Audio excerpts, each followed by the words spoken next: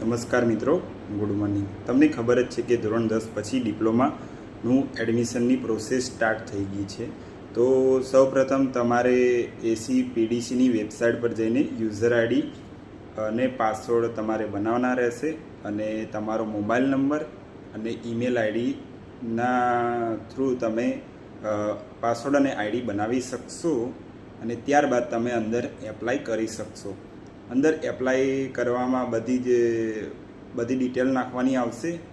એમાં બધી ડિટેલ નાખી દેવાની, એડ્રેસ અને એ બધું।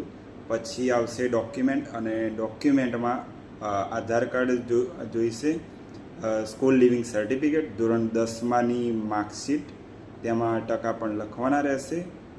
તેમાં તમારો ફોટો, તમારી સાઇન, જે પ્રમાણે માગ્યું હોય તે પ્રમાણે અપલોડ કરવાનું રહેશે। અને બીજી એક ખાસ વાત કે તમે ડિપ્લોમામાં એડમિશન લેવા માટે કઈ બ્રાન્ચમાં એડમિશન લેવું જોઈએ તે માટે વિચારતા હશો તો મારું સજેશન એ છે કે જો તમને જે વસ્તુમાં ઇન્ટરેસ્ટ હોય તે વસ્તુમાં તમે એડમિશન લો તો સારું રહે।